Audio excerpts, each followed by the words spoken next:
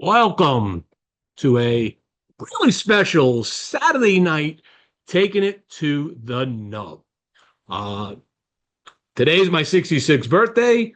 I'm going to celebrate it today smoking a Cohiba Spectre. And because of that, of course, who do I have on tonight? I have the one and the only Sean Williams, the brand ambassador for Cohiba Cigars. So we're going to get into some really fun stuff today. We're going to be talking about some of the newest releases that have just hit the market, and we're going to find out how much they cost. We're going to find out what they taste like and what the journey is for Cohiba as we move forward through the rest of the year and into 26. So with that, let me start a quick advertising segment here, as I always do, and then we're going to get right back into the show with Sean.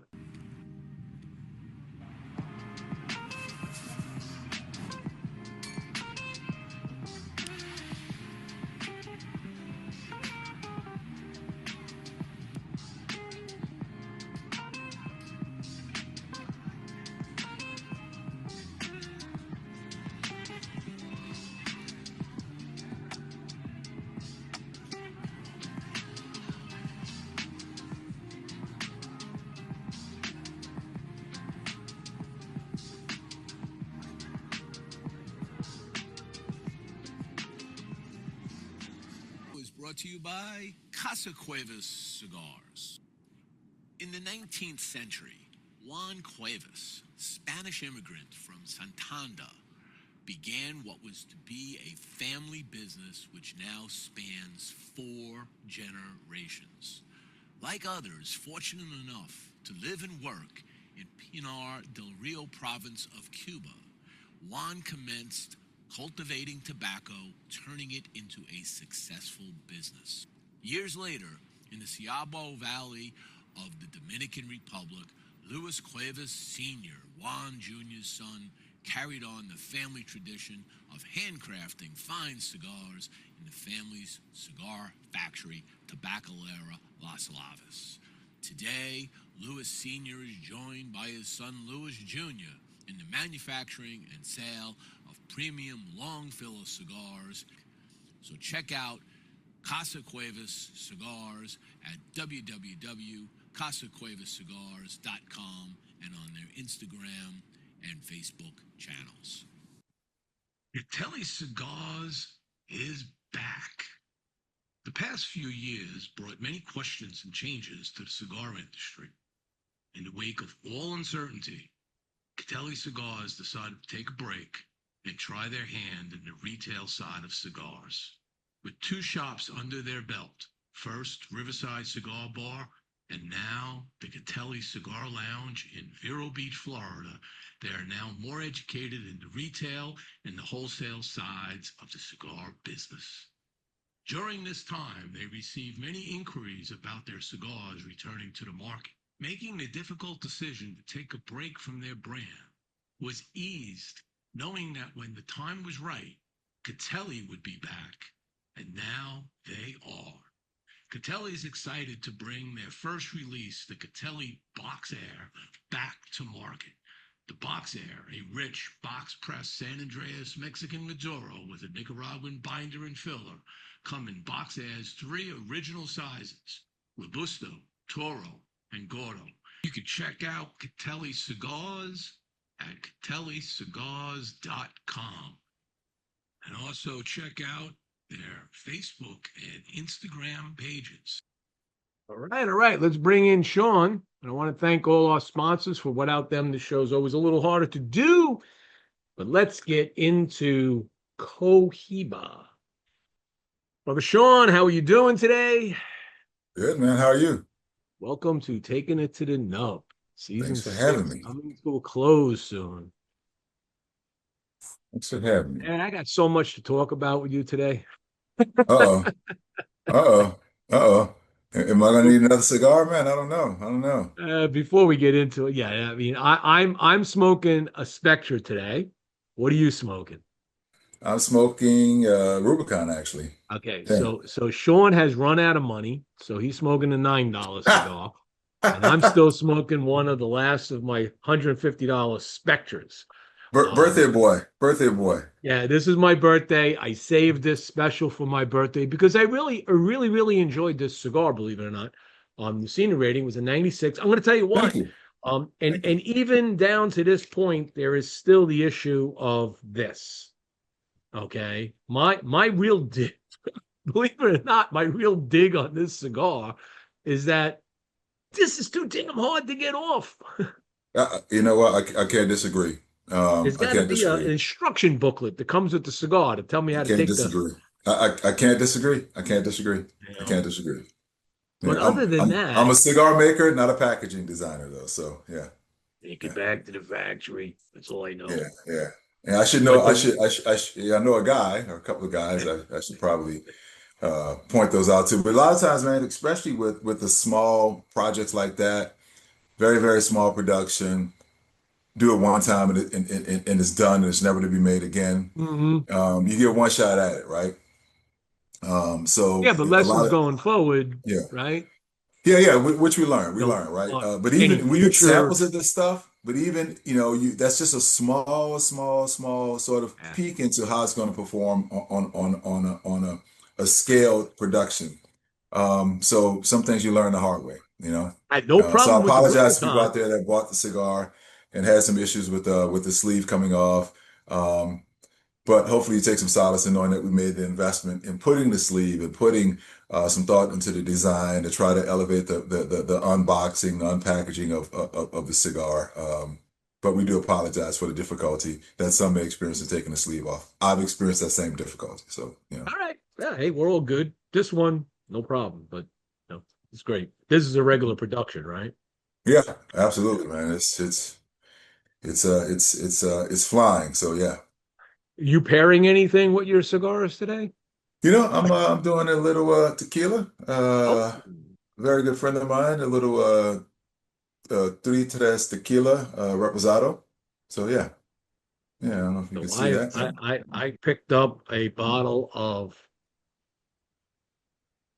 Isle of Oh yeah, Scotch 21. So this Isle is a Scott, this is a blended Scotch, but it's blended. It's matured in oak cask, and it's a 21-year 21 old, year old. Yeah. So but yeah, it's a blend of Island and Speyside. So it's nice. got little smokiness to it, but it's not got Lagavulin smokiness, and it's got Yeah, that man. nice Speyside sweetness. Yeah, the peat really. I have to be ready for the peat, man. Yeah. Yeah, I had the conversation with other people at Total Wine today. This one guy is like, oh, I just can't handle that peat, and the conversation, other people started joining in. It's like funny when you do the tastings around there. I Mhm. love Mhm. Saturdays.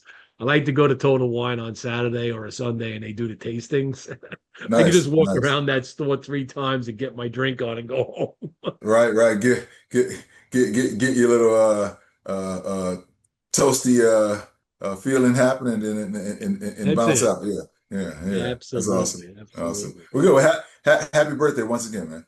Thank you very much. Thank you very much. It's been nonstop today. I had fun. I can't believe how many phone calls I've gotten and how many phone calls I had to put on hold and get back to people. And like, there's got to be over 500 messages have come in already. It's just like crazy. It's Okay, good, but man. It's because good. It's good. Facebook It's lets good. everybody know, right? Right. Yeah. It's just Yeah. like it's like a slot machine Yeah. of phone calls. Good, But good, good, I'm good to know. okay. Good to know that you matter to a few people, man. That's not It's everyone can good. say that. Yeah. Yeah. So This whole thing has been a journey between cigar friends and regular friends and family. But I've enjoyed this, having done what I do now since God 2013, 14, almost been forever in my yeah. book. And it has been a very interesting chapter. I mean, we're going to Mhm. continue to go forward as now I'm into retirement. But I would say that when I look at cigars now, like this one, this is special. I mean, the cedar notes that are in this right now, in the Oh front yeah. end of this, are just Yeah. Thank you, man. Thank you. well rounded. It's not like hitting me hard. So definitely Thank a you. fine cigar. Appreciate Um, it. Appreciate it. Appreciate it. So there are. So if I'm correct, these are the three. Well, you also came out early. Was it earlier this year where you came out with the red dot one? The One in the blue box, the Azul. Was that Oh, the last year? CAM Azul. Yeah. So, Was was that that? this year or last Man, year? listen. That would have to have been this year. Yes, Okay.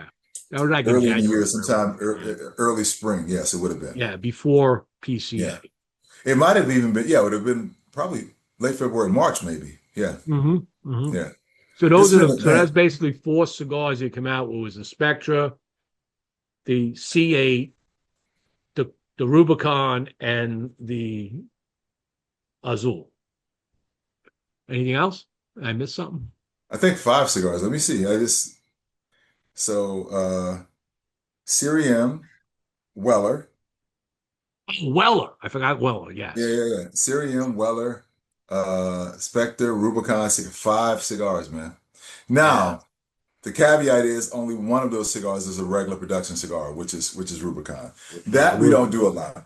lot. We don't put that kind of pressure on our retail partners and saying that, hey, you're gonna have to clear this real estate out for this new full-time release that we put out every year. We don't do that. Um, we do get very um randy, so to speak, with special releases and having some fun with that and putting some real cool stuff out, which I enjoy as a cigar maker because it's always something from a creative perspective that you get a chance to work on that's special. And you get to take more risk with it, right? Because it's going to be something that people are going to get just one opportunity to sort of get a get a shot at. So you can have fun with it, maybe take a little more risk and really, do something that you feel is special. Yeah, and this particular Spectre, and I've had other Spectre. I think this one is probably the best one I've had, believe it or not. Really, really, really. Okay. You know, the breakdown of this cigar, I'll let you talk a little more about this project.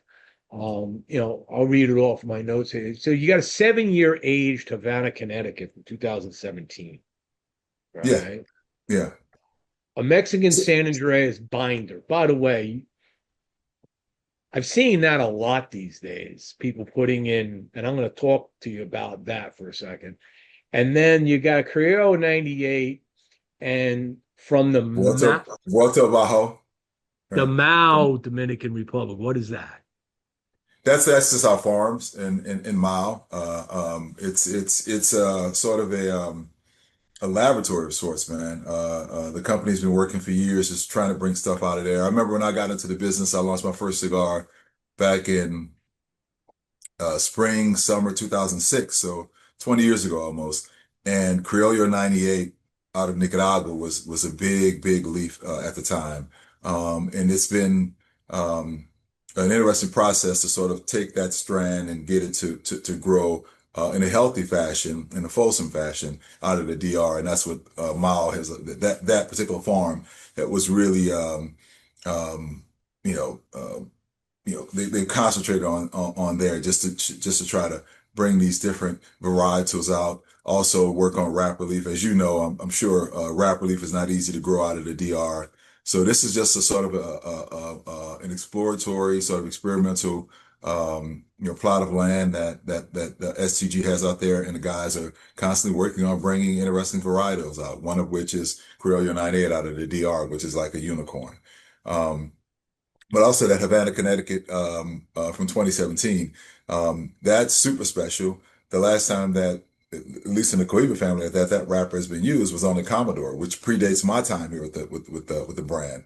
And it's not something that we grow anymore. So again, you have something in that cigar. Once you burn it up, you're never going to have it again. So that's not one of your farms. You source that wrapper? No, that's where one of the last harvests that the company grew up there. Like we don't grow much up there anymore. Really, broadleaf is the primary crop that comes out of there. They grow hardly any actual Connecticut shade in Connecticut anymore. But aside from broadleaf, that was one of the last varieties that STG grew up there. So this wrapper is very similar to the wrapper that Nick Maleo uses on one of his cigars. He has Maybe the I'm not. Maybe yeah. that I'm not familiar with, but I know as far as internally, the last time that we used it in Cohiba was on the Commodore. Right. Very, very toothy, very toothy, the oils that just start popping on this as you're Mhm. smoking it. It's I'm just actually jealous now, man. I smoked one of those. Was it Saturday? Last Saturday or last Sunday? There's a group of guys out of Southern Illinois. I think Peoria, Champaign, somewhere like that. They buy a few Spectres every year, and they have this nice dinner. And I just basically get on a Zoom call with them while they're smoking a Spectre and just kind of shoot the shit with them, and I lit one up. So I've only probably smoked three of those actually since they've been released. That is. I I haven't last time I smoked this one would have been so I did the review in July. I think I smoked another one in August. Maybe September was the last time. So this has been sitting around since September. Nice, And nice. I mean, it's the same. I mean, it's just there's creaminess. It's just like you just can't talk enough about what this cigar offers. Well, thank But you. it's $150. Listen, it's $150. Yeah. So the $150, and here's the thing: we have this incredible dialogue going on in the industry today, right? And you know, we all know about the pricing of cigars, the cost of cigars. Things are going up. We're already dealing with this battle potential with Nicaragua with increased tariffs, which God Yeah. knows what happens if that actually goes through. But how does one justify the expense? I mean, the when we break it down, right? Packaging is important, right? Like I told somebody once, Mhm. a normal box, a normal nice box, 20 count box or 10 count, but let's say a 10 count box. That box alone is probably $2, all right, to start The with. actual physical box? Yeah. Where are you getting that box at, brother? Where are you Well, getting that you box for guys $2? may be paying less because you do larger No, numbers, but no, we're paying more. Boxes aren't what do you $2, pay brother. for a box? Just an empty Well, box. we own box factories, Yeah. so I can't say what what we pay Oh, maybe it was necessarily. $10. Maybe I'm thinking At $10. least $10. I can tell you what I $10. I'm know. sorry. What I'm I know doing the from math making the wrong way. cigars, I'm not just, people say the brand ambassador for Cohiba. Well, that's my official title, but I'm a cigar maker. I've been a cigar maker Right. almost 20 years. And I've made cigars in Nicaragua, Dominican Republic, and the US. And I've had boxes produced in all of those countries as Yes. well. And Yeah. there was I was never doing a the math. time, going I back 20 apologize. I was years, doing the math wrong. So yeah, $10 for the at box, least the at cheapest least. box I could find 20 years ago was $4. If I was getting a box made in the US when I made cigars at Titan the Bronze, boy, I mean, I had that. Remember that Legal Miami box, Mhm. the Robusto, which was the smallest one, no bells and whistles, no paper artwork on it. It was all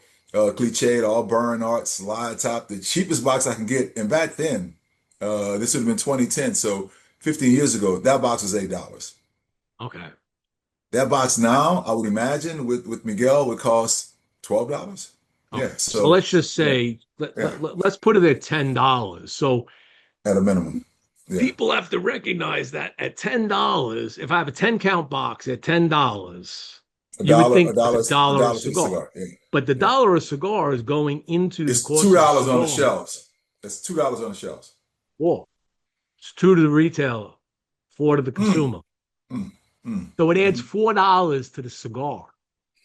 You smoke all 10 of Yeah, those cigars, you have an empty $40 box that you paid for. yeah. So this is where things are getting, I think is part of the equation, which gets a little crazy. We've done a lot of shows on this. I don't want to get too deep into it, right? So that's just a normal issue with the cigars. Personally, I believe that everything should not, not everything should be keystoned. That's just my personal opinion. I believe that this gets keystoned, everything else is passed through. And if you do that, the price on the shelf comes down, it becomes more affordable to the consumer, and it Mhm, doesn't look like mhm, they're going to break their wallet on an everyday mhm, basis. Now mhm. you get special cigars. these. Yes, this is a magnificent cigar, hands down. This is not a $10, $12 cigar in anybody's book in my line. I mean, this is up there, right? Okay. The packaging alone on this, and the packaging, let's just share. So people may not have seen all of this, so we'll do a little share here. So this is your video, you guys' video on this, which is always good to show. Oh, this is cool, man. Come on. All right.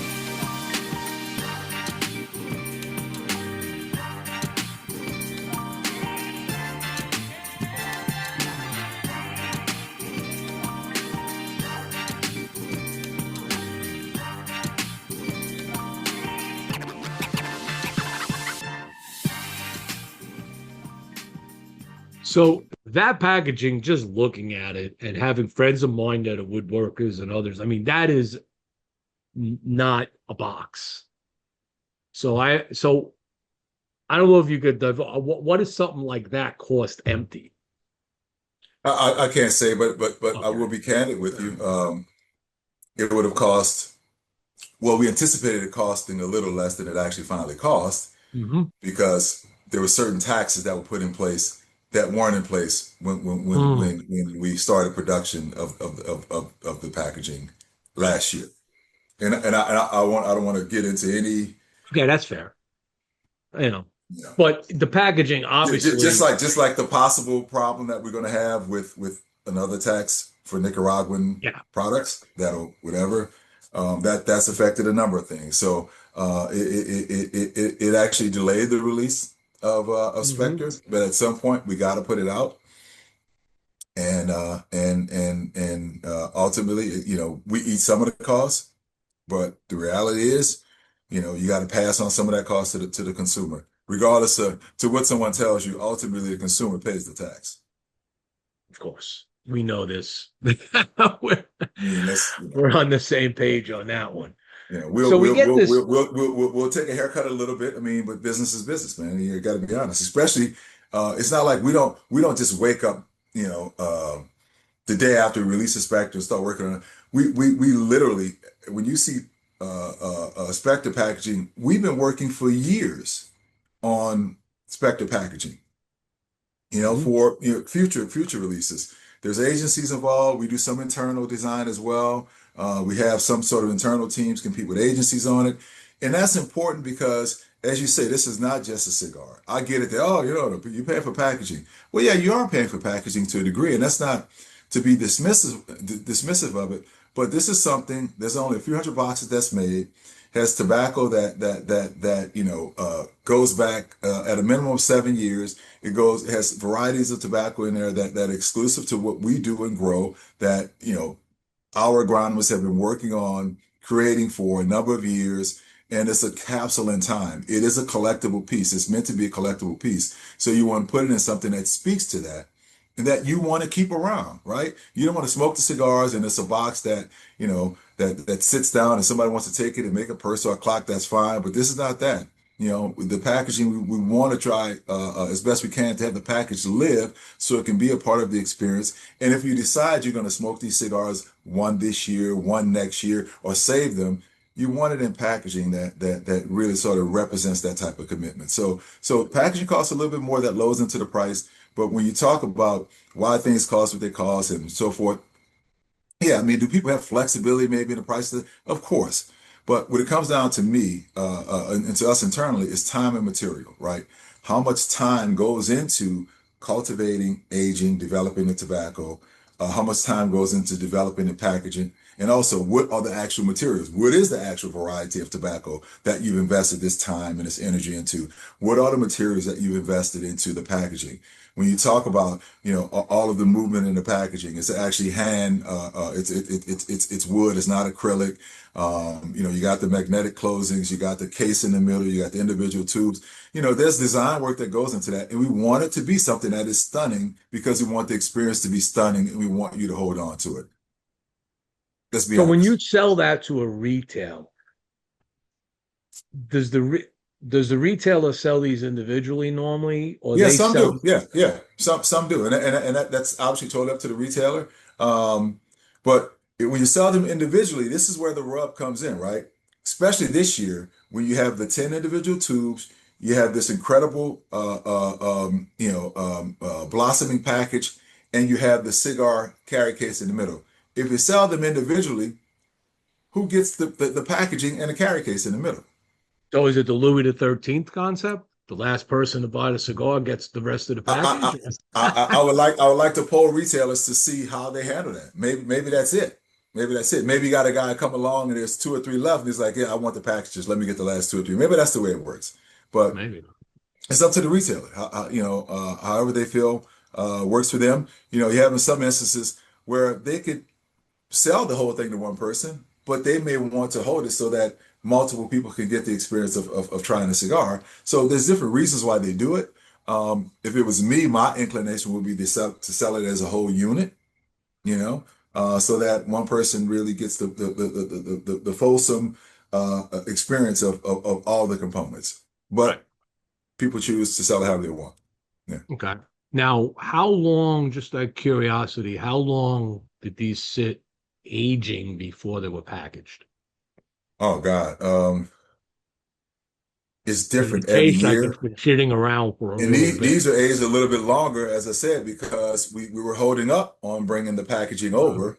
So they sat even a little bit longer. But typically you're talking about and have you seen the Spectre process as far as how the cigars are actually um once they're completed, how they age? Have you seen that? I don't think I've seen that. If not, we should do a video of it. So they're basically these big cedar coffins, and I mean they're big wooden crates that you and I can fit in, right? So each cigar, once they're rolled by the same two people. They're capped, fully completed. They go through the draw tester. So with the cap on, they're punctured, so you get the PSI to make sure the draw is there. So then they have to be recapped. Once they go through their final process, all of the cigars they're put in these wheels, but then they're aged in this cedar coffin. It's a cedar coffin, but they're aged in basically an ocean of cedar shavings. So they sit in just sort of smothering in this cedar for 4 or 6 months at a minimum. These were a little bit longer because we had some of the concerns about bringing the packaging in. But typically you're talking 4 to 6 months that once they're done, they go through the normal aging process, and the tobacco's been aged for years and years before it's even done. But their final resting before they're actually banded and shipped out, they're sitting basically in this tub of cedar shavings for a month at a time. So it's a very tedious process. Very. Yes, that's what I was, because when you actually taste this, I mean, the first thing you're gonna get out of this is cedar, and not like the cedar that is a normal But cedar. This ironically, is people rarely mention the cedar. it's the And, first thing and, I and it's get a with very the it's a cigar. very intentional First component. thing I grab, It's a very you know, intentional piece of it. Yeah. Yeah. but it's not a sharp cedar. It's a Yeah. cedar that rolls off the palate. It's got this rounded finish as you're smoking Mhm. it, and then the creaminess starts coming in as you start going through it, and it all just comes together beautiful. So, no Thank you. dig on the cigar at all. Thank you. Thank Um, you. let's talk about what you have behind you. That's C8. So now we're going to jump the notch. We're going to go to 250. You've got interesting packaging on that, which I'm curious to see more about it. You've seen it. You've seen how it I've works, though, seen the right? pictures, but I want to see you Oh, display it. oh. I want to see. It looks like a boom box. Yeah. You press these here, this comes up, and here you cigar. Okay. And Yeah. what is that made of? Wood. That's This all is wood, wood. man. This is all wood. Yeah. And Okay. of course, the tubes aren't wood. And the cigars are, I get it out here. Yeah. Okay. Yeah. More simple Yeah. bands on those. That's I nice. mean, they're pretty elaborate. I mean, I can take it out. So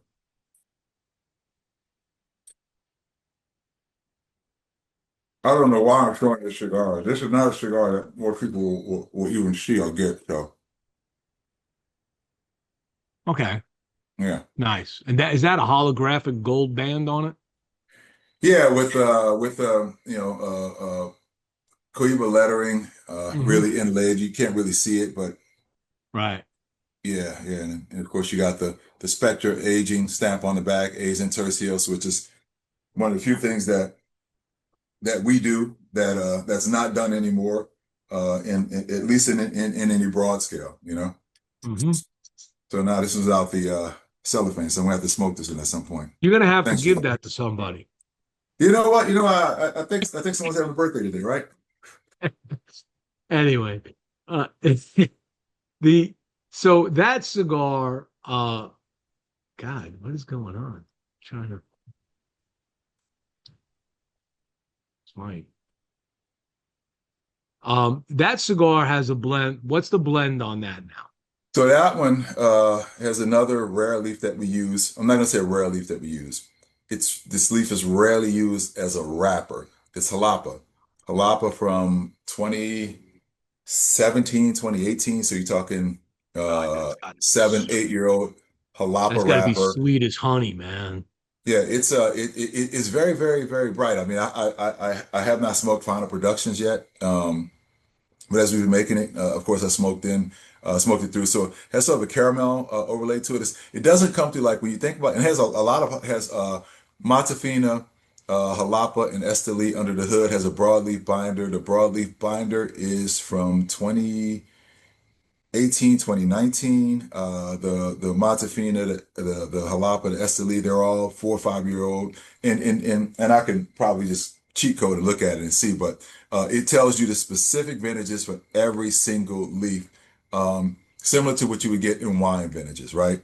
Hmm. So it's not like a mix, like, okay, this is Jalapa filler, and it's just a mix of Jalapa fillers from, whatever you have, stash, doesn't matter. These are very, very specific vintages from each individual leaf. And listen, um, it's all about just creating an experience. I don't even for $250, I don't think somebody's gonna light up a cigar and instantly because of the price, they're gonna love it. It's just one of those things where, we are pretty intentional on what we're trying to do with it. Some people get it, some people don't. But only reason I really had this up here is because when you reached out to me to come on the show, you made mention of this, right? And it's Yes, something yes. that we released recently.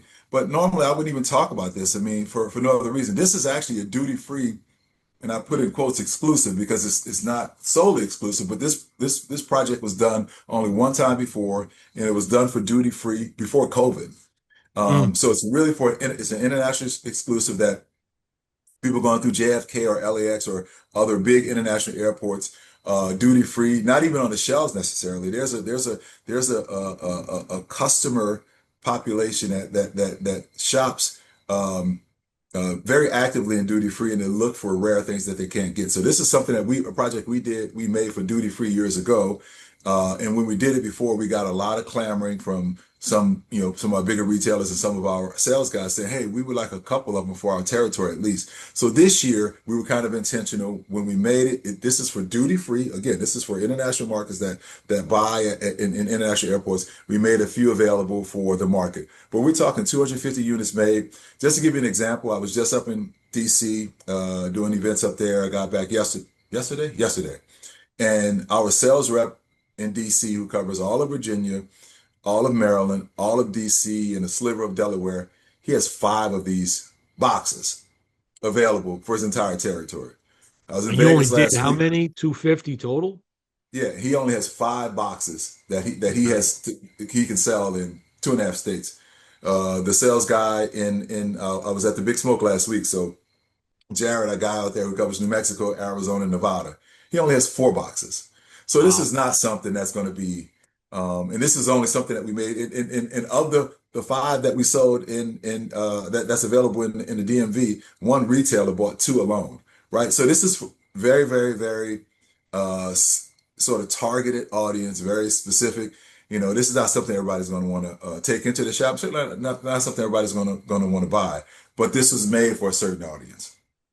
So the experience of that cigar of the C8 versus this Spectra, Totally different. um, Totally totally different. different. Well, I mean, you have some similarities, right? I mean, you I got mean, this is more Nicaraguan heavy with the jalapa wrapper. okay. In the Philly you have jalapa, you have Esteli, you have Brazilian Matafina.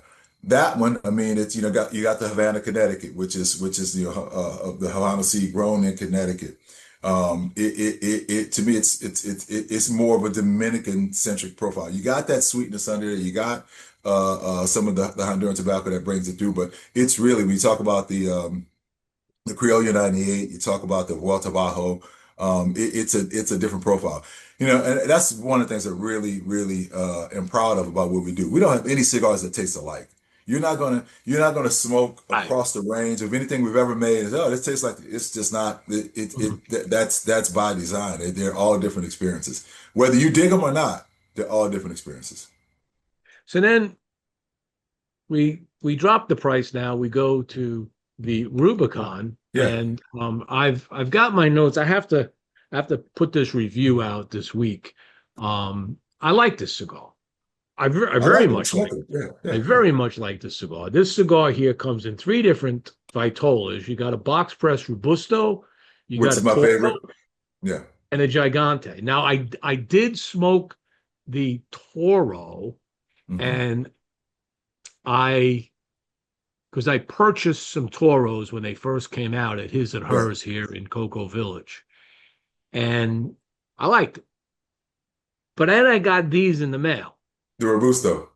and when I smoked the Robusto, I was like, "Why is this the same cigar?" Okay, because the Yeah. expression on this, I think, is probably like I think you said was the better expression of this Yeah. cigar.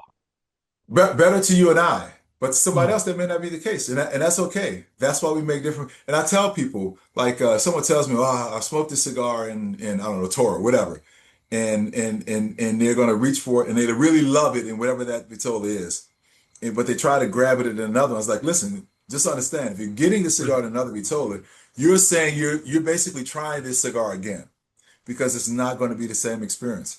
The size of a cigar makes a big difference. Of course, you get similarities, the essence, the basic sort of profile, but the sizes make a big difference, especially if you go from this to a Gigante. I mean, Yeah. you're losing a lot of character of the wrapper. Expect to get more input from the filler. Then this one is, versus the Toro. This is box press.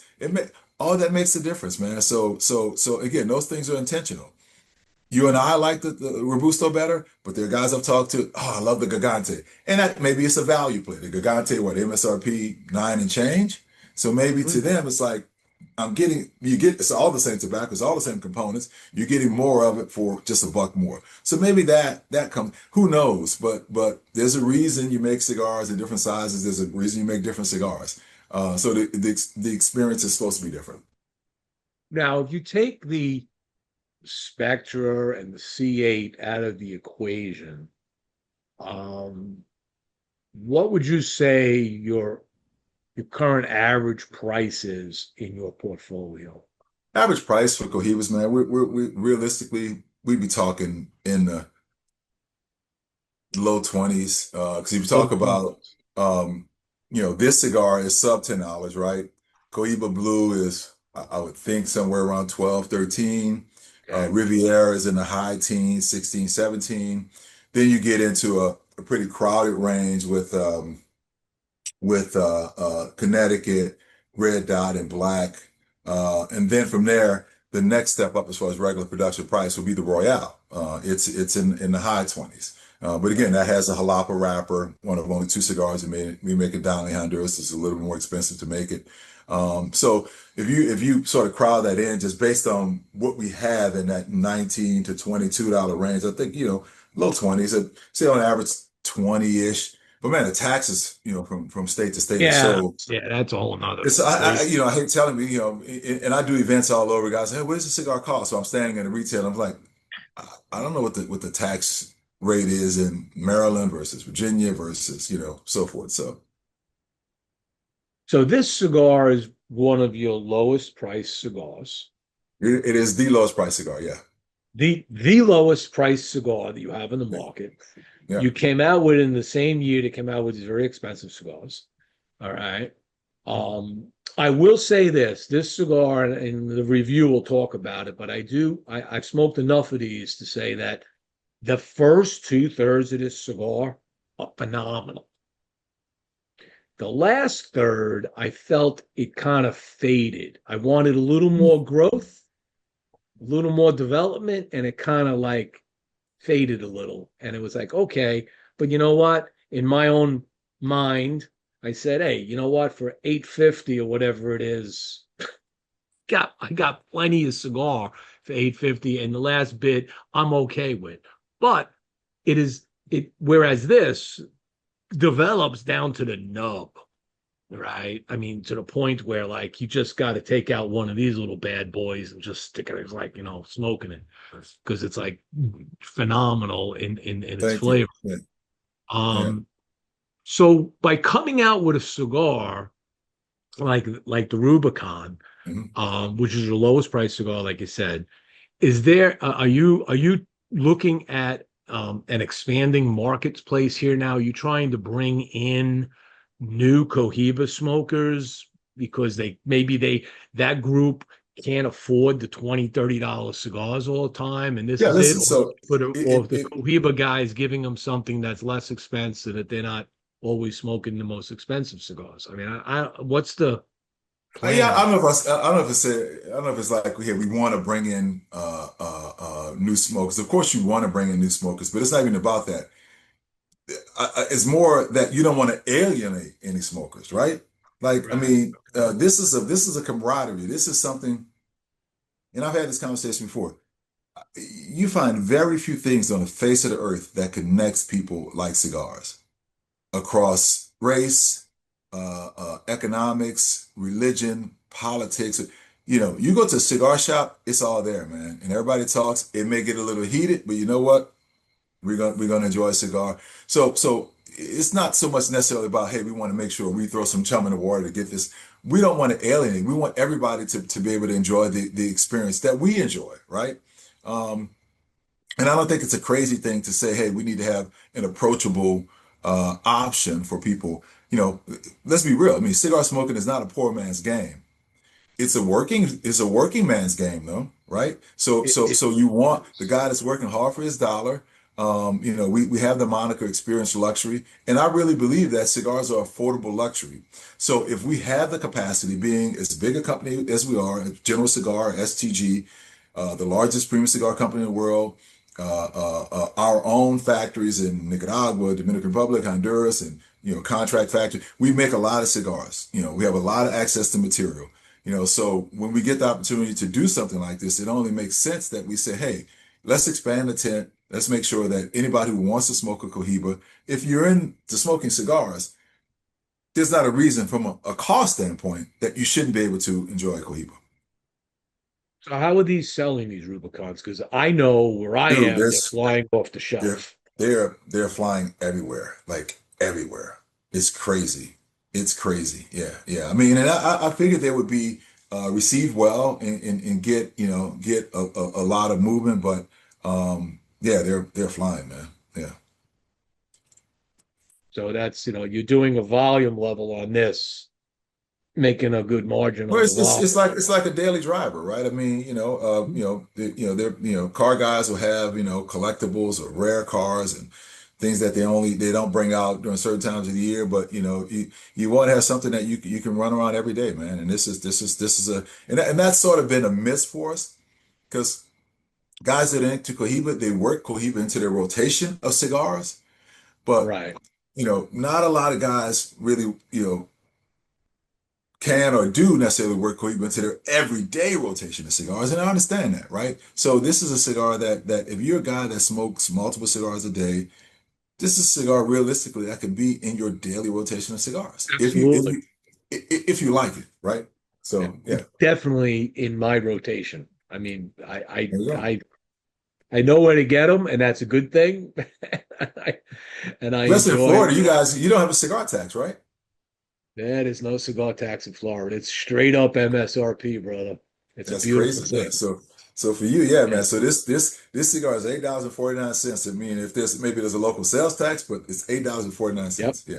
Absolutely. Every day, anytime, man. I could smoke that cigar any time of the day. That's the other nice thing about that cigar. It's a medium bodied, Yeah, medium strength cigar. I could smoke it any time of the day. I've had it in the morning, I've had it at night, I've had it in the yeah, middle of the day. yeah. It's always good. Always Awesome. good. Good. I'm glad you like it, man. Yeah, yeah. So as Cohiba moves along, there's some interesting other things in the news that this year that has hit Cohiba. Most importantly is this issue between STG Cohiba and Havana Cohiba. Okay. You guys went through a recent court battle on trademarking. Where does that stand now? Well, I mean, you guys, Listen, is that you- over yet, or are you're, you guys still your battling? guess is as good as mine. No, it's not over yet, and that battle predates my time here, and it's been ongoing since I've been here, and it seems like there's ebbs and flows in it. Yeah, so I don't know ultimately where it is. I mean, we're not in a situation where obviously we're still selling Cohiba, we still have the ability to commercialize the name here in the U.S. and its territories, and I let the legal eagles worry about that. Again, I make cigars, man. I don't file court pleadings. You know what I'm saying? So until they tell me I would different. imagine it might be a larger problem in the international market that are carrying traditional Cubans and this versus the American market. It's like, Well, no, screw you. there's so that's the issue. That's the thing. There is no international markets that carry this. Only way you see this Cohiba in the international markets is if someone bought it here, airports, whatever, and they brought it over. Our sister equity internationally is Silencio, which you've probably seen me going over the globe, Asia, Europe, and so forth.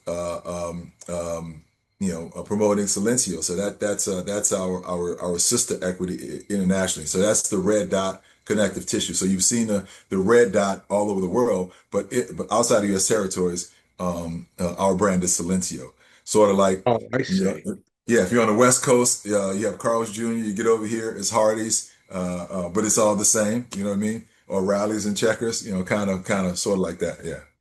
So it sounds like the best. So it's hard. I don't know how the Cuban government can all. I don't know enough about international trademarks and all of that crap.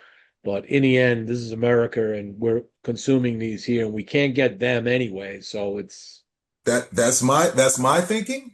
But again, you and I will smoke cigars and talk about this, and we'll let them figure it out. Because we're not trying to step on anybody's toes as it relates to international placement. So, and there's no brand. This doesn't look like like as opposed to some Cuban legacy brands that are marketed here and there. They look pretty similar. You're not confusing this with the no, yellow and black. no, no, Yeah. no, So not at yeah, all. Because yeah, it doesn't. I mean, no. I mean, other than yeah. the Cohiba in the middle, but it's got the red dot and the O, so Even that it's is different. Yeah. So yeah, right. yeah. There's So no there's no confusion there, and that's intentional. So I'll let them figure that out. Until then, I'll keep making cigars and smoking them and talking to you, Jimmy. now were you just over in Dortmund? No, I actually went to Europe the week after Dortmund. I went over for Silencio, our international brand. Um, Went over to do the front side of the week. I did the Monaco Yacht Show, and then I finished up the week at a duty-free trade show in Cannes, Hmm. south of France. So I was in the French Riviera, the Riviera for a little over a week, which doesn't suck. No, it doesn't sound like it sucks. It's so you were success. You had a good, successful, Oh prosperous yeah, yeah, time over yeah, there. yeah, yeah, yeah. It's great, man, because you get you get to see sort of the adaptation of the market internationally as they adapt to what we call New World cigars, Yeah, non-Cubans. And there's a whole lot of interest and thirst even for the newer profiles, and it's good to be a part of that. Yeah. yeah. That whole profile has dramatically shifted over the last 5 years. Because 2 years ago, I was on business. I was over in Madrid, Mm, and I've been to Spain before. I've been all over Europe on my business yeah. stuff that I do, but this particular trip, it was interesting because I went into this cigar shop in Madrid, and it had this big walk-in humidor.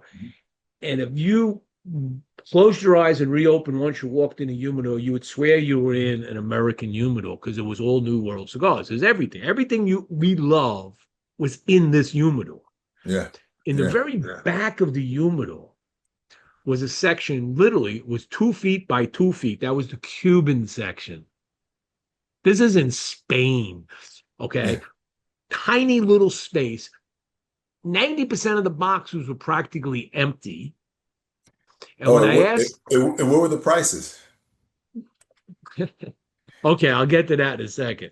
All right. Now I asked the tobacconist about that, and he goes, "Yeah, these things are so expensive. We can't get them because they're going to China and Hong Kong and places like that, because the Chinese own a good portion of the company, right? So we can barely get them. When we get them, they're very expensive, and people shy away because they see what's on the shelf in New World, and they're grabbing handfuls of those instead of two of those." Think about that. Think about that. So think about the growing regions in Cuba. How many growing regions you have, right? Mm-hmm. And also the pesky little secret that you and I know that most people don't talk about. Tons of Cuban cigars have non-Cuban tobacco. Ding. That's just they can't grow enough there, right? Versus, take Nicaragua for instance, with the four distinct growing regions there alone, with Jalapa, Esteli, Condega, Ometepe, and the different profiles that you get. Then you go to the DR, similar. You go to Honduras. So you talk about the world of tobacco that opened up post embargo, post-revolution, that all of the families, the Placencias, And the the years of Taranos, perfection, yeah, the and years they of left and went and perfection. started growing this tobacco and finding this incredible soil all around the globe near the equator and started, growing this incredible tobacco. So, yeah, I think Oh, yeah. just the breadth and depth and complexity of tobacco around the world to be far exceeds Cuba. I don't say that to some people because some people are just hardcore, with their love for Cuban cigars, and that's great. There's nothing wrong with that. But there's just so much more to explore in the world of tobacco, and then also the consistency is so much better. Well, that was what I was going to get to. So now you asked me, the price. So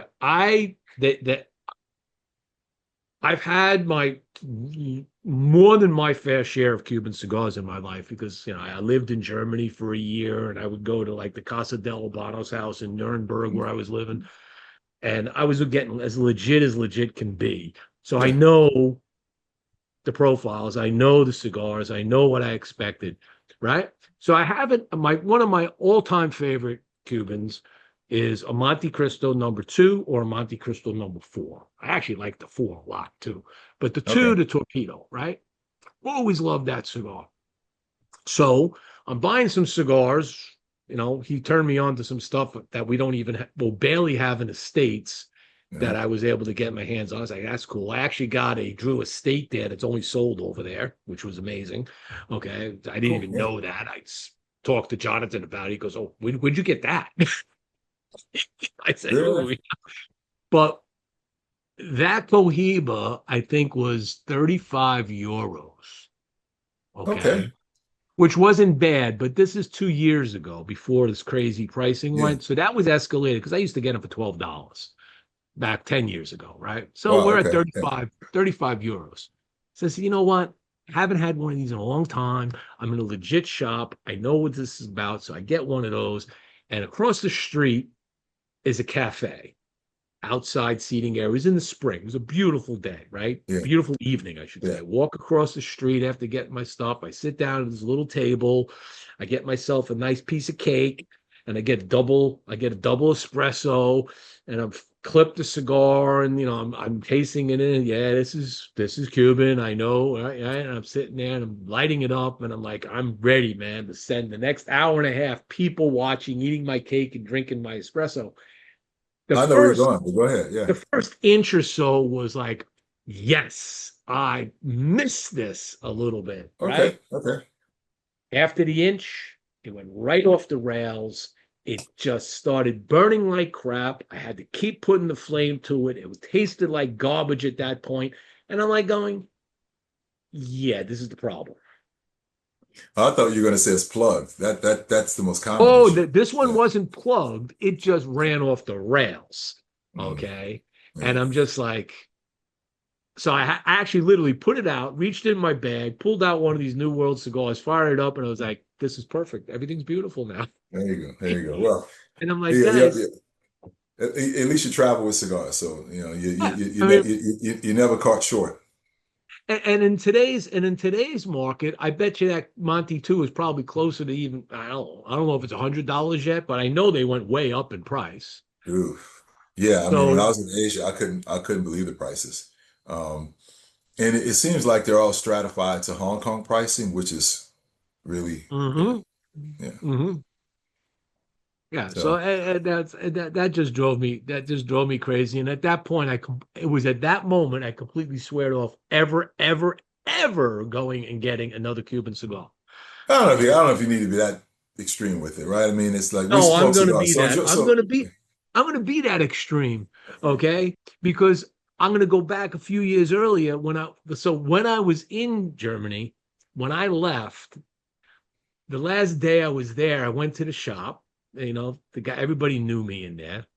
They didn't speak much English, but we got communicate. And I asked the guy, I said, I want the best Cuban cigar you have back there. You go bring it. I don't care what it costs. Go get it. And he comes out with a Don Alessandro, Vegas Rubania, okay, the double, the double Corona, uh, 35 euros back then, all right, which was at that time, well, would have been pricey. But that's the one the old man personally rolled himself. okay, yeah, yeah. I was in cigar heaven so much. I actually wrote a prose poem as part of the review. Okay, sitting there smoking that cigar and talking about it, right? And all about Nuremberg. But the thing about that was it was over 2.5, almost 3 hours of smoking time. And if I say it hit the notes on the flavor wheel, it was just not modeled, just blending and moving and traversing and on a journey that was just absolutely beautiful. Nice ash, nice Yeah. aroma, no problems. 3 years later, it was after after Don Alessandro passed away. I had bought one.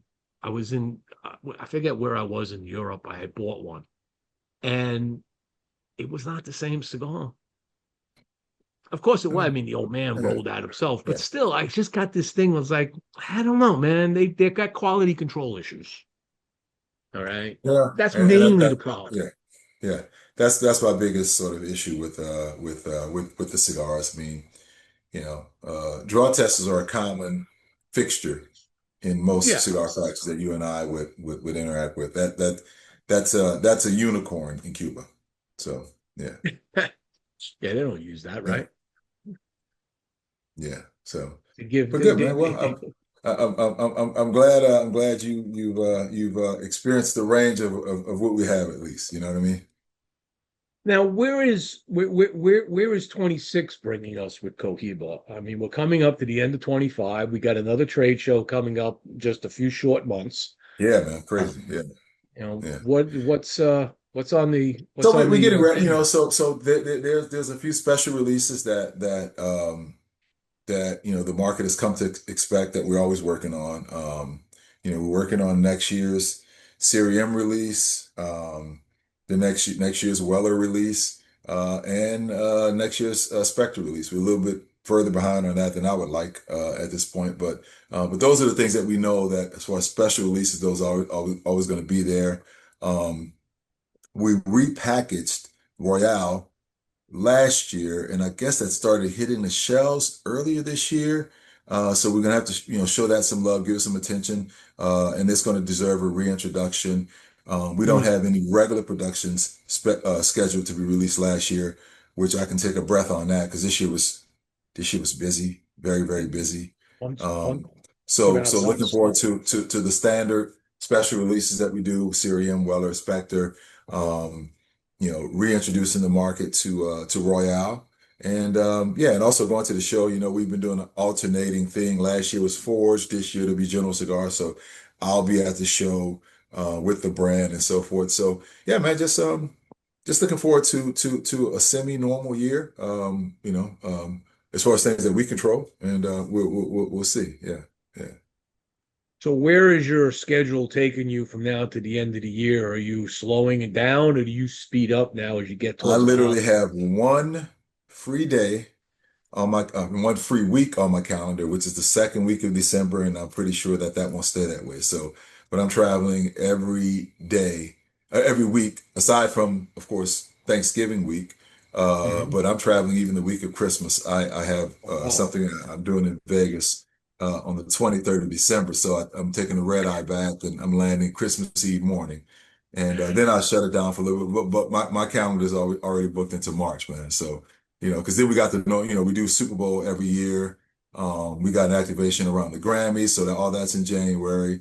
Got Pro Cigar, that's in February. That's yeah. Um, yeah, man. So yeah, so my calendar's stacked. I literally have one free week aside from Thanksgiving week, one free week on my calendar for the rest of the year. So next week I'll be in Dallas. Week after that, I'm in Florida. Where are you going to be in Up in that. Florida? Doing events in South Florida at Tobacco in Plantation, and I got an event at Aficionados in Pembroke Pines. So, Those are um, the only two places in Florida you're going to be at yeah, yeah. before. And then I go back. I got to go back to Florida the first week of um, December, doing a dinner at City Cigar in conjunction with Louis Tress Cognac. So that's going to be a nice dinner there, and then we'll have another event in the area. So I got two more trips to Florida alone. Then I finish up my last series of sort of retail centric events is in New York. That'll be the second week in December, or the third week in December, whatever the week is before Christmas week. I have events up there, up in Nanuet and out on Long Island, a couple of shops up there. So this is always a fun time to finish up in the New York area around Christmas, man. As far as regular events. So yeah, How do so you it's how do it does. you deal in places like New York? I mean, like we talked earlier, your prices are up there. I mean, do Yeah, they listen, I mean, do they fly the same way as they fly in a place like yeah, Florida? we sell. So yeah, I mean, it's sort of the same sort of dynamics, right? Yeah, there's a big tax that pushed the price of our cigars up, but that tax pushed the price of all cigars up, right? So Yes. so if you say, hey, for Cohiba, for whatever we have in our line that's a little bit out of sorts of your normal spend, that delta is the same everywhere you go because everybody still has to deal with those tax. So the market is sort of accustomed to that.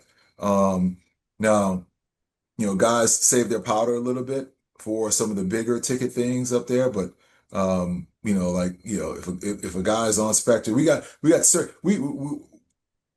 found that we have sort of a base of consumers that have really gotten into whether it's Spectre, Weller, Cerium, those special releases. We have a nice, consistent base that looks forward to them every year, and they collect them year over year. So the people that are really in the game on those, they know they're coming out, so they'll kind of save their powder for those. Um, but then other than that, I mean, they sort of pick their spots to buy the other stuff. It moves everywhere, man. And especially now with Rubicon, that was one of the big reasons for this. When you think about the high tax markets, the East Coast and West Coast, the coastal states and Northwest and places like that. And even shit. I think Illinois has a 40 something percent tax. So some of the high tax states, this really helps. Um, Yeah. but the people that love cigars in those states love cigars, and they've sort of adjusted the way they move to those taxes. So we do fine. Yeah. Now, are you guys having any issues, or does it matter to you what's happening in California, for instance, where you've got to register everything now? You get this whole new process. Are you going to limit what you bring into California, or are you going to put the whole portfolio registered? I don't know specifically, but I can't tell you this, man. And when you look at stuff like that, the thing that really is unfair about that, you operated in business. You sounds like you were an engineer. Is that Yeah. sort of okay? So it probably stands to reason in that industry as well. In any heavily regulated environment, the companies that are well capitalized do the best, Of right? course. Um, so I would imagine there'll be some SKU rationalization as to what the company decides to sell out there. That's not in my purview. But when they decide, whatever the tedious work of doing the itemization and paying the fees associated with that, we're a company that's better equipped to do that, and it's unfair to the smaller companies. So will we Yes, still it play in is. California? As far as I know, yeah. Um, we have, one of our biggest distributors out there that we can't really walk away from. Um, so I think we'll be okay, relatively speaking, but it's just not fair. It's just not a good thing for the smaller companies, man. It's really it's tough. It's tough on the smaller companies. It's tough on everybody, but we can muscle through it a little bit better. Yeah, I mean, if you go back in your day and you put yourself back in El Titan de Bronze and try to do the same thing in California today that Cohiba could Dude, probably I do. remember when I first started selling in Ohio in my brand, and Ohio, and I think it was Oregon, where you have to, you know, uh, uh, um, you know, um, declare taxes with the individual states. For me, being a one-man operation, that alone was a pain in the ass, right? So once you get if that's replicated state by state by state, it's not something from an administrative standpoint that's really sustainable for really small companies. So we'll see how it goes, man. Sounds like there's a IT system required for that. Maybe, but the smaller companies will still have to buy it, right? Well, yeah, but Yeah. it'd be nice if there was an industry modeled out there that said, "Go, this is it. This takes care of all that headache for you." Come out of retirement, get to work. So my wife keeps telling me, she says she knows as well as I do that in the world of IT, it's the next shiny penny. Okay. Well, So if it's you can it's it's I tell you what, create the next shiny penny, you could become a it never billionaire. stops. It never stops. It's never obsolete because it's always evolving. So Hmm. yeah, yeah. Let me let me go down a path. I don't know if you want to call it conspiracy path or whatever. We'll just go down an interesting path. So we got we got the world of AI on top of us. We got the AI robot. We got robotics on top of us. We already just saw how Amazon just laid off 14,000 white collar people, probably accountants and things like that, that AI can do a much better job at. You Mhm. know, um, it'll eventually maybe reach other levels. Robotics are doing amazing things. Tactile feel now is getting to the point where they can pick up eggs and not break them and shit. Mhm. Is there is there ever a time in this world of cigars that the robot, not the machines that machine roll, but the robot doing a hand rolling, or is it just totally taboo in any of the countries we deal with to ever even consider doing that Oh because of the economics of the people? yeah, I can't speak for the U.S., but dude, you've been to Nicaragua and Honduras. You've been to these Hmm. places. I mean, their Hmm. economies. This is what floats their economies. So yeah, so no, I don't ever see that happening. And I don't know that how it could happen.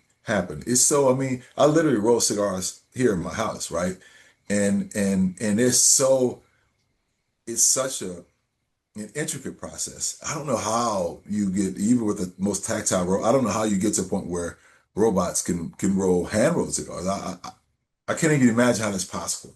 If the science gets to that point, we've lost a million other industries before we get to that point, brother. Yeah, We're yeah, yeah. No, no. At that point, everybody's out of work and nobody can afford cigars, so it doesn't matter, right? oh well, it's either that or we'll just go to the Star Trek theory, and I don't think anybody ever got paid on the ship. They just everything was there. They just you just it just is somehow. Right. Right? I It's don't know. How old did you turn today? How old are you now?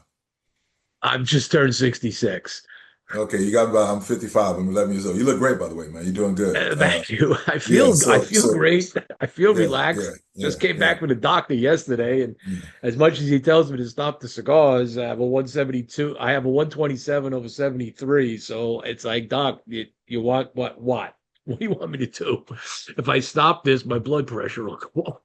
Right? Yeah, same. Yeah. So, Like, yeah, I'm so sorry. we have a whole lot more life in our rearview mirror than we're looking out at the Yeah. window, if we're being honest, right? Hmm. So I don't know where this technology is going with artificial intelligence and people being displaced from jobs, technological displacement, I guess, from an economics term. I don't know where that's going or how fast it's going to move, but boy, I don't want to be around to see it. Like I just, I got kids, grandsons, so I mean, Hey, I'm the what same is the way. world? It's like, Yeah, what happens? I mean, how does it? I mean, ha, yeah, that's a yeah. whole nother talk That's show. that's one big thing that gives me solace about what I do, and I guess to a degree what you do is I don't see how AI does this Right. anytime soon. So I guess it's in a weird sort of way there's a little bit of job security. But So you tell your kids to get into cigars. I don't know. It's this is a cottage industry, man. There's not enough meat on the bones for a bunch of people to jump into it. That's the Oh, reality. So it's right. yeah, We yeah, don't yeah, unless it's legacy, you just bring them in, and then you leave, and they take over, and you just guide yeah, them man. along. Yeah. So I'm gonna control the things you can control, man. That's it. I mean, the world is moving faster, man. Really fast. It does Yeah. seem like that, but then of course my dad said the same thing, and my grandfather said the same thing, and I mean, somebody had a horse and carriage, and suddenly this thing on the road started driving past them, and Yeah. it's like, what the hell is that? Yeah, yeah, yeah, yeah. I hope it's sort of, I hope we're being a bit, I hope it's more panic than actual reality to a degree, but man, I don't Well, know. when you find companies like Amazon doing a massive layoff, it is not massive in the size of the company, but just the nature that they have achieved scale with AI to give them benefit, which is things that previous IT didn't pay off. Okay. I was in this industry for a very long time, designing and architecting advanced software solutions for engineers to do their job with great promise of all the cool things. Now we've made great strides, but the short time that this has happened, for them to say we don't need these people because this does it better, that ripples through it. How many more would you send your kid into doing forensic accounting?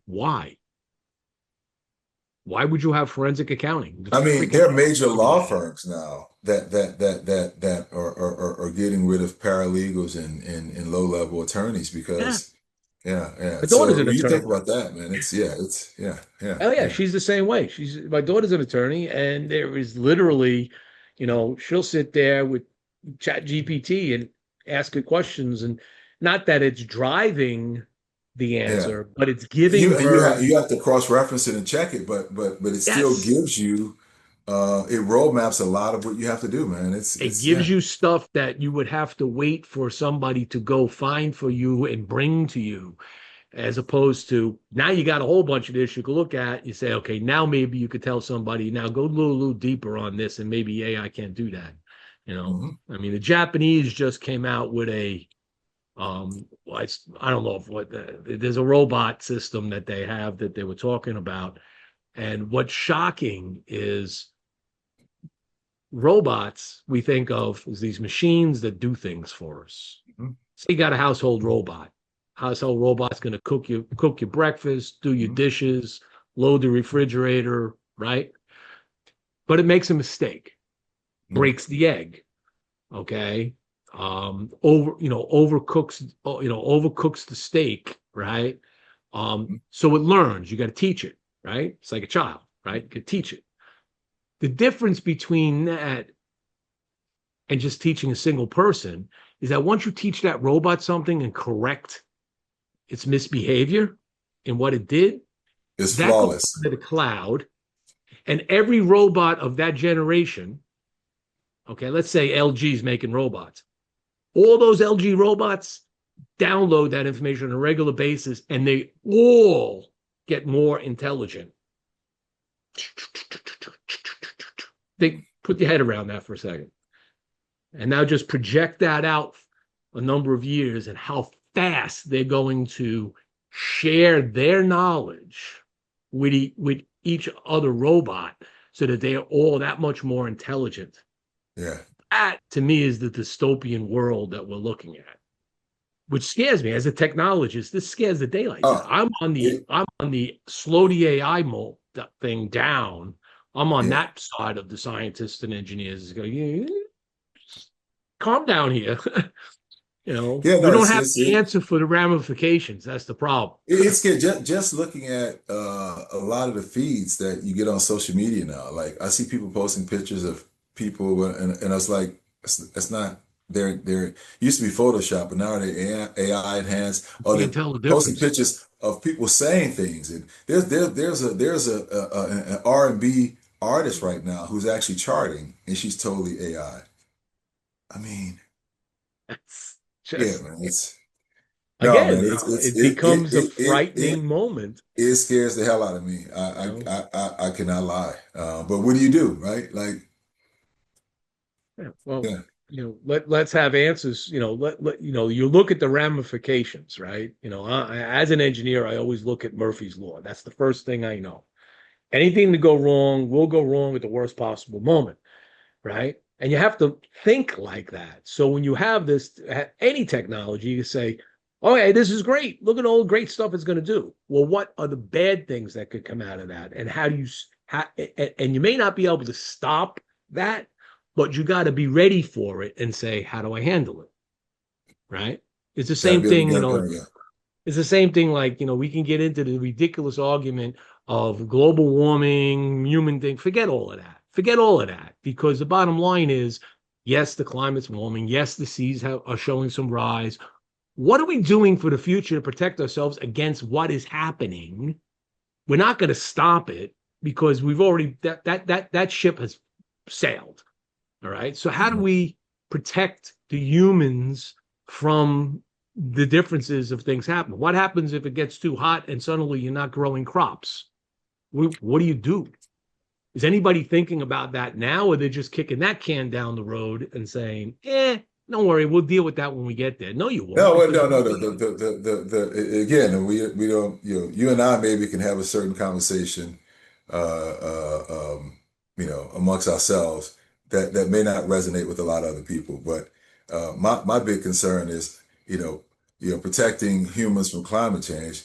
Shit, we haven't figured out how to protect humans from themselves.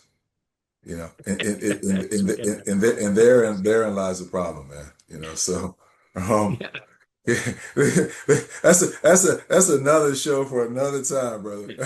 Just But the good thing is I we're able to do this now. This technology yeah. But here, I am constantly amazed at every day, thinking, "Holy shit, this is who we are," you know, this as a race, as a society. So we yeah, man. we have made great strides. We've made strides in what we're doing right here. And think about, 10 years ago, we did not have this. Mhm. Okay. It was science fiction. All right. And here we are every day talking to people, groups of people around the world, free of charge. Yeah, yeah, yeah, That's yeah. amazing to me as a technologist. That is absolutely a dream Yeah, come I was true. talking with someone earlier, and oh, we got to go on this week. I said, I got to get back. I was running around all day. Rush from here. We had to go out and buy an oven. And you got a wife, so appliance shopping with your wife. No, You that's not a know, problem. Whatever she says, she gets. but then she'll say it, and then after she said it, she stands there and talks herself out of it, and but it's like, okay, we got to get this oven right. So, and I had some other stuff going on, but I said it. I was talking to somebody. I said I gotta come home because I got to do this interview. And it's like an interview. It's like, and I almost said, yeah, with the blog, but it's like, well, no, because Stogie Press was around before blogs were a thing. or podcasts or whatever. So it's like, just think of how this entire platform has changed, right? Everything's Yeah, changed, right? yeah, Yeah. yeah, Things yeah. have dramatically changed in less than a decade. And you expect that, any technology should be growing at a rapid pace and adopted for the betterment of the human race is ultimately what you want to have. And not cut people out of it to the point where you lose jobs because of it. But let me shift the subject briefly. We're coming on the half hour mark here, the hour and a half mark, so we're going to getting close to the end. Oh yeah, Let's look at just this. shift a little. This is Still. This is 5.5 by 54 box press, man. And we're an hour and a half in. Look at that. hour and a half in, Yeah, right? There you go. yeah, man. You baseball fan? Do what? You a baseball fan? I want to say I'm not a baseball fan. So I grew up in New Orleans without a baseball team, Okay. so I just didn't grow up with baseball. Of course, I peeked in on the World Series You and peaked it. yeah, well, 'cause I was working, like literally, Oh yeah, yeah. Game Okay. 7. I was at the Big Smoke and we're watching it on the phone, right? So I mean, where my life is set up, man, it's like it's hard to sit back, Oh, you 4 hours. didn't Yeah, watch game three to the end? I didn't see Game 3 from any part 18 of it. innings. Yeah, 18 yeah. innings. Was it really? 18 innings. Yeah, I have to say, as a huge baseball fan, I will say that this was one of the greatest World Series I've ever seen. From everyone I've heard, Right? they've had the same sort of sentiment. Yeah, It was a battle royale. I said it in the very beginning that these two teams are so equally matched that this is going to be an amazing world. And it was. We got an 18 inning ball game in game three, which for me is the best that sports can give you. Okay. Because you yeah. have no more pitches. You got people on the bench now that were pinch runners, and so say you got to leave them in and play the position because they don't have a position guy to play the base anymore or the field. Wow. You're making all these crazy changes, and you're strategically trying to do it against what the other teams got lack of doing, and trying to figure out what they're going to do, right? And then we ended up with an extra inning game seven, which Yeah. is rare. So Okay. so that's kind of like I play chess, and I play Mm-hmm. time chess. So that's sort of like a time chess. You're not just playing against the opponent, you're also playing against the conditions, the clock. There's so many other things you gotta manage around. Not just your next move. You got to do that in relation to, okay, what's the clock? Like sometimes you're playing defense, sometimes yeah. So I would have enjoyed that. I could watch 18 innings, but I get it. That's It pretty was two cool. Yeah. o'clock, 3 o'clock in the morning, I think it went to.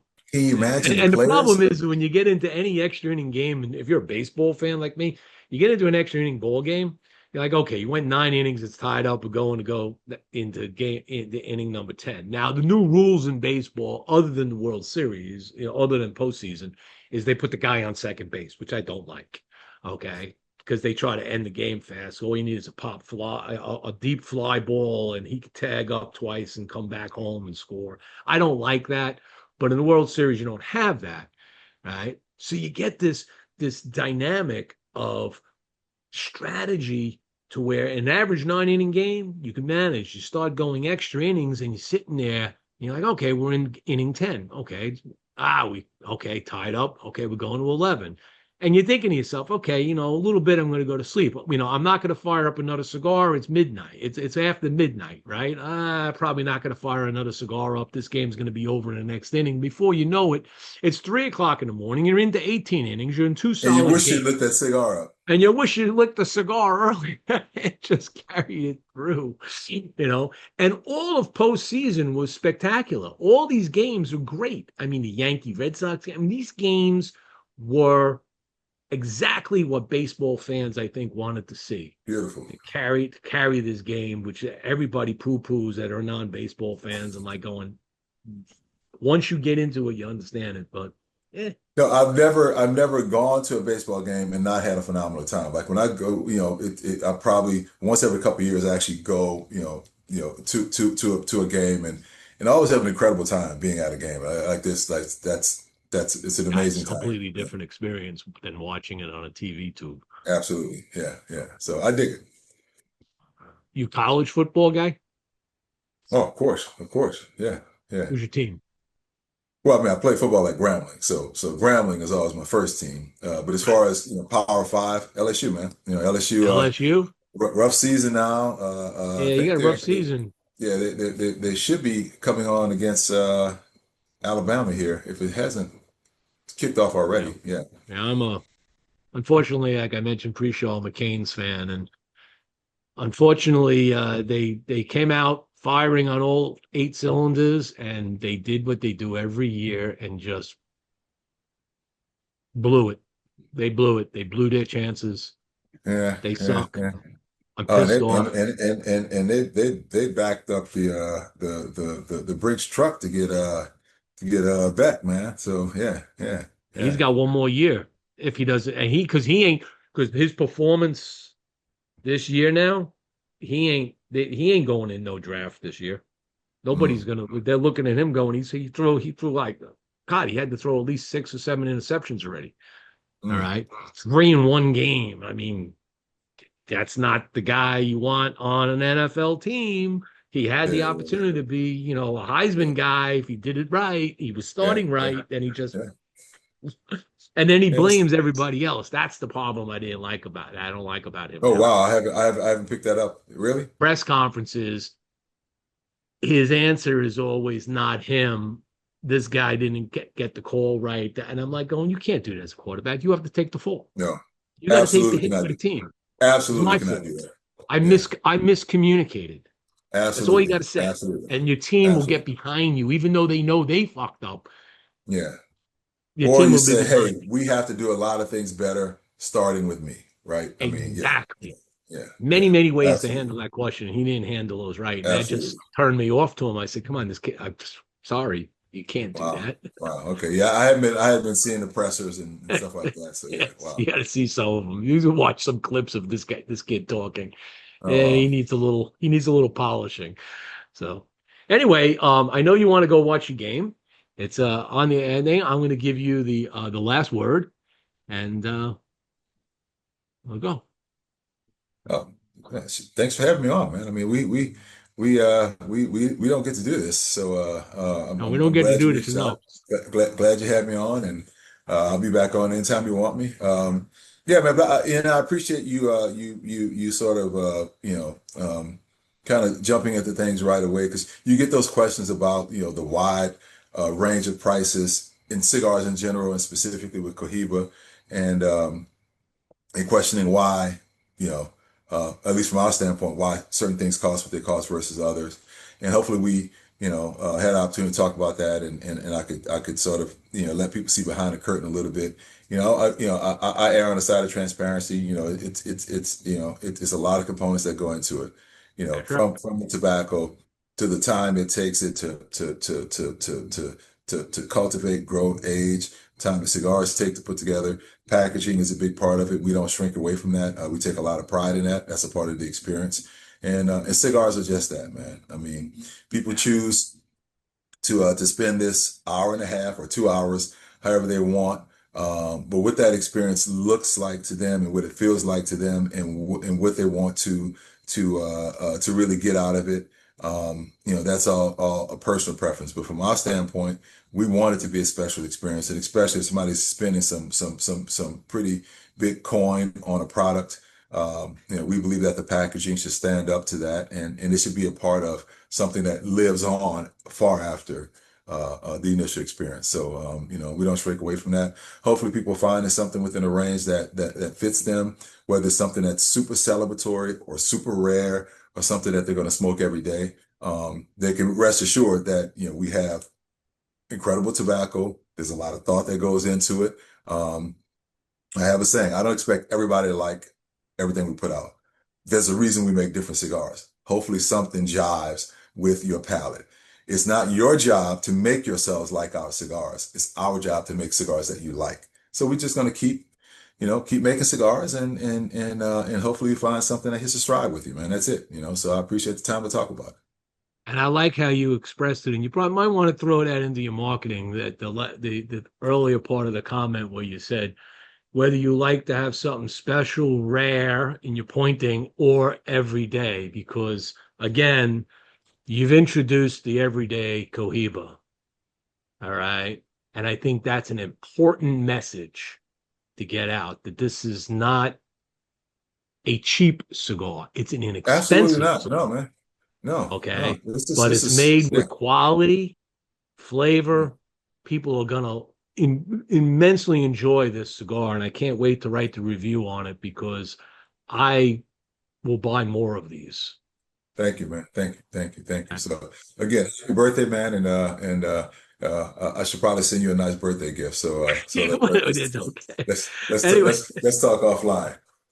anyway, that's our show tonight, folks. If you have any questions, you can always reach out to Sean Williams. He would be more than happy to Absolutely. interact with any of the consumers out there. And with that, I'm going to call this show a wrap.